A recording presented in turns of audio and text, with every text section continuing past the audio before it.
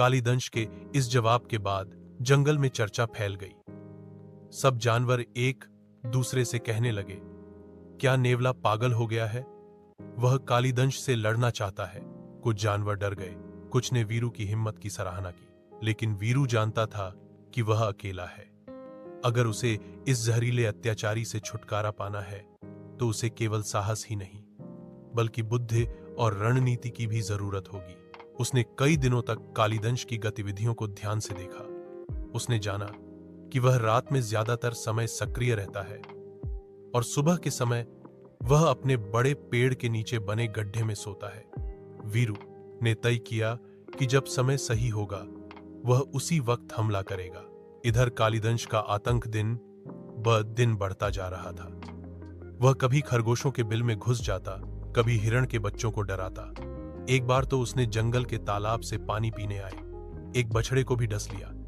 अब बात सिर्फ जानवरों की नहीं रही, गांव के लोग भी डरने लगे।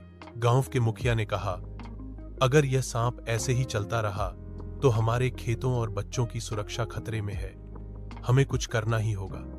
लेकिन कोई उपाय सूझ नहीं रहा था। वीरू ने तय कर लिया था कि अब और इंतजार नहीं करेगा। उसने चिड़ियों, खरगोशों और अन्य छोटे जानवरों को बुलाकर एक सभा बुलाई। उसने कहा, भाइयों और बहनों, अब समय आ गया है कि हम सब मिलकर इस अत्याचारी से मुक्ति पाएं। मैं अकेला शायद न जीत पाऊं, लेकिन अगर तुम सब मेरा साथ दो तो हम जरूर सफल होंगे।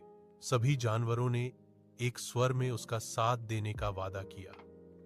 वीरू ने योजना समझाई। जब कालीदंश सोने जाएगा तो कुछ पक्षी ऊंचे पेड़ों से नजर रखेंगे। जब वह बाहर निकलेगा तो खरगोश जमीन पर दौड़कर संकेत देंगे। तभी वीरू उस पर अचानक हमला करेगा। दिन आया जब वीरू और कालीदंश का आमना सामना होना तय था। सुबह का समय था। सूरज की पहली किरणें पेड़ों की पत्तियों पर गिर रही थीं। पूरा जंगल खामोश था। सबकी सांसें थमी हुई थीं। कालीदंश अपने गड्ढे से बाहर निकला और धीरे धीरे एक पेड़ की ओर बढ़ने लगा।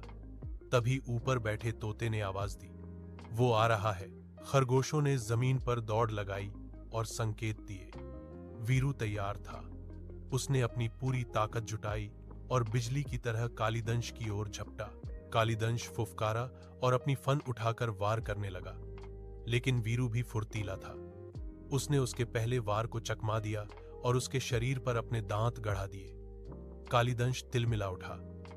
उसने अपनी पूंछ से वीरू को मारने की कोशिश की, लेकिन वीरू फिर बच गया। लड़ाई लंबी चली।